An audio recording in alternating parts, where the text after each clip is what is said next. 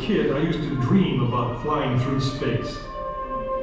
Every week on TV, I'd watch my heroes as they jumped into their rocket ships and took to the stars. And I wanted to be like them. They had courage, imagination, and no problem ever stood in their way for long. You know, in the end, when we actually did send men into space, it turned out that those were exactly the qualities it took. I'm John Hudson. This is Pad 39 of the Kennedy Space Center. In 1957, the Soviet Union launched the first ever man-made satellite into Earth orbit. They called it Sputnik, which means traveling companion. In a world where peace hung in a delicate balance, it seemed to create a dangerous advantage. Every ham radio operator in America could hear it beeping. People were afraid. Were the Soviets looking down on us? Watching us? If they could make a satellite pass over our cities, could they do the same with a bomb? Our own space program kicked into high gear, and less than 2 months later, we were ready to launch our own satellite.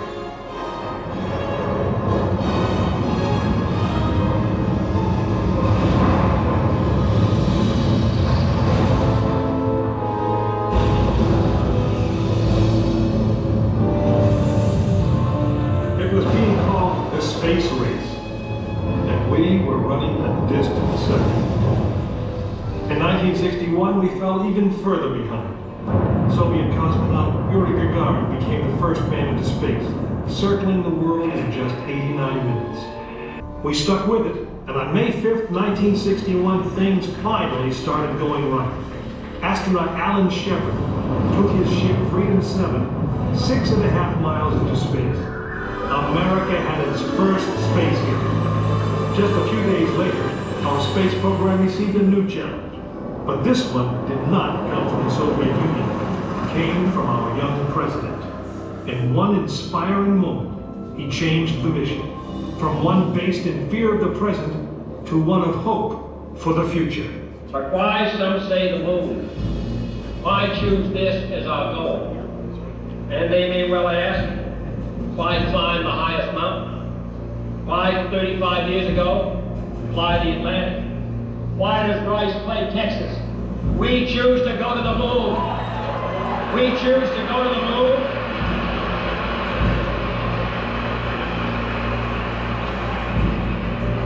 We choose to go to the moon in this decade and do the other thing.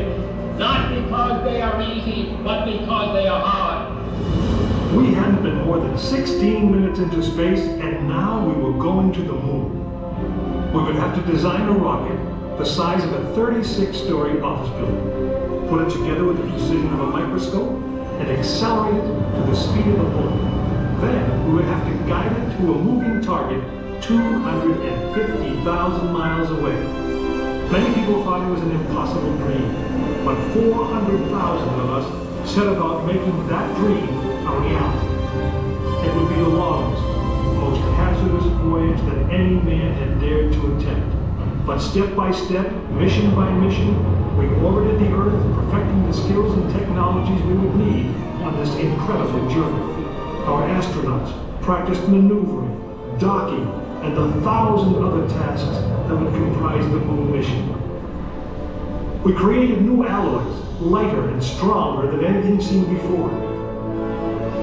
We designed communication systems that would be reliable over the vast distances.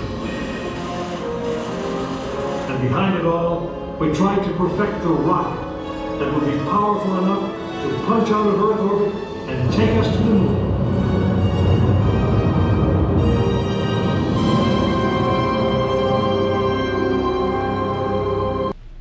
This is the firing pin, launch control for the Apollo missions. This is not a mock-up. These are the very consoles we sat at when men first took off to fly to the moon. The tragedy of Apollo 1 had put us a year and a half behind. We were making up for it in one big leap, and we were doing it with a rocket that no man had ever flown before.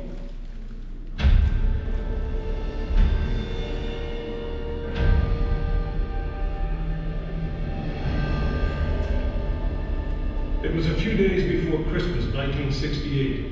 when Apollo 8 sat on the pad.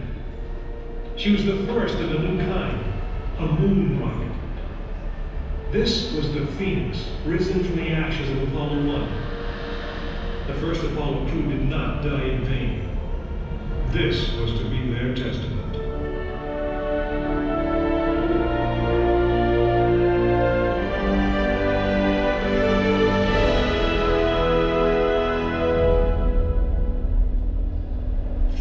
Stories high, she had been fully fueled throughout the night. The liquid oxygen in her tanks caused ice to form on the outside of the craft.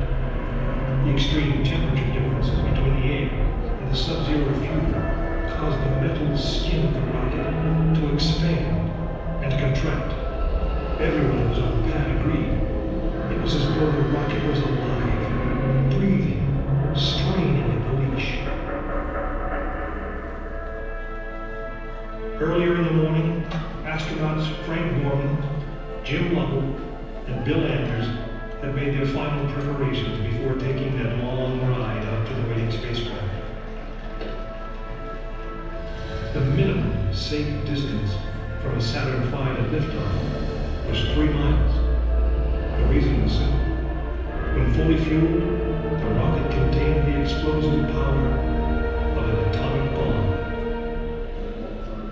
As the clock counted down, the astronauts and all of us in launch control went through the pre-flight checks. Our hands on the controls of the most powerful, most complex machine ever built. It had over 2 million separate systems, and to bring these men back alive, everything had to work perfectly. Each individual system had been tested, but what we didn't know was how they would perform when all 2 million began to work together. That moment would come when the countdown clock reached 0.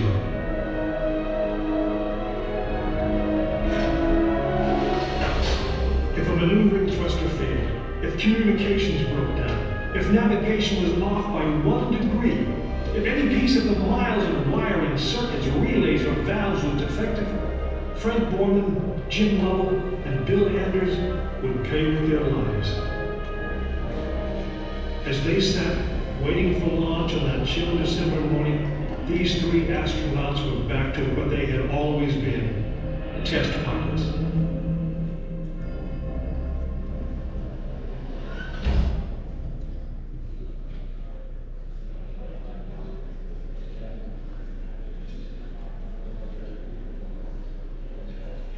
You are now in the final minutes before the launch of Apollo 8, right here where it actually happened.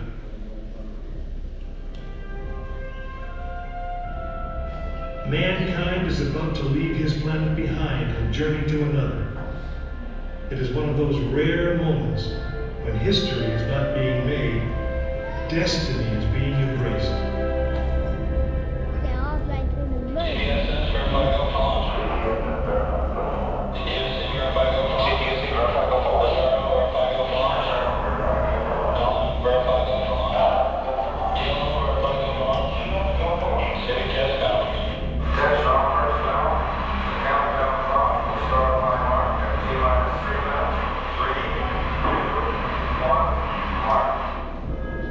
This is launch control, T-minus 3 minutes and counting.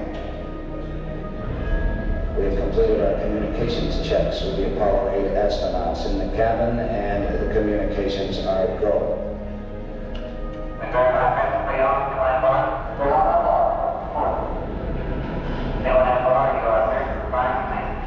During this period, once we do get the firing command, the various tanks within the 3 stages of the Saturn V launch vehicle begin to pressurize.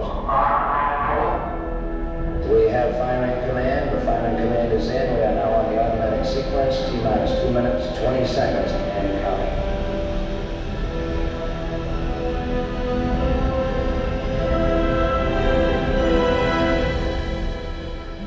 Our status board indicates that all aspects are ready. Instrument unit is ready, spacecraft ready. Final check of the emergency detection system, that ready light also on. First stage preparations are completed. All systems remaining okay. Okay, keep going. We're on.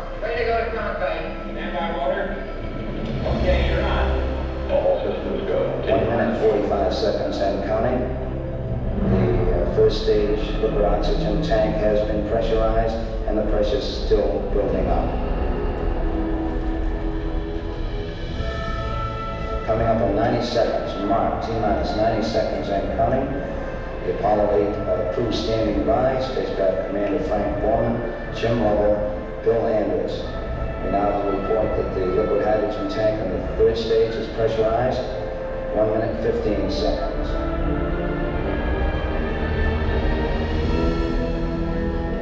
All third stage propellants pressurized at this time as we come up on the 60-second mark on a flight to the moon. T-minus 60 seconds and counting. The vehicle now is completely pressurized. We're coming up on a power transfer shortly.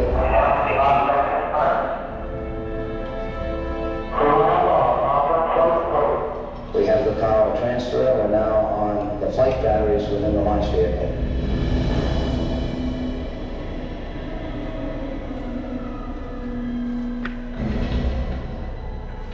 Final reports coming from Frank Borman at this time. Final look at the switch list aboard the spacecraft. 20 seconds, all aspects. We are still low at this time. T-minus 15, 14, 13, 12, 11, 10, 9. We have ignition sequence start. The engines are on. 4, 3.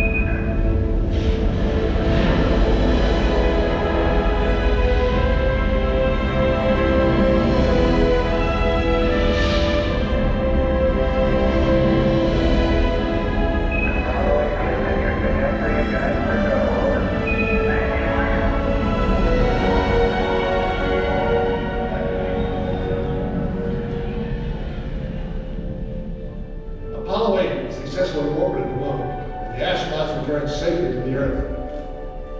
I know. I'm Jim Lovell, and I was one of the crew of this spacecraft, Apollo 8. We were the first men to see the surface of the moon from just a few miles away. But it was the hundreds of thousands of men and women who worked in that team, and the millions of people who supported the mission that really made it possible. That way, I guess, we all went to the moon. Now, on the other side of those doors, you'll find an actual Saturn V moon rocket. It's still the most powerful, the most complex machine ever built. And I guess it's the only one that can take you to another planet. I actually got to fly one on a second flight to the moon called Apollo 13. But that's another story.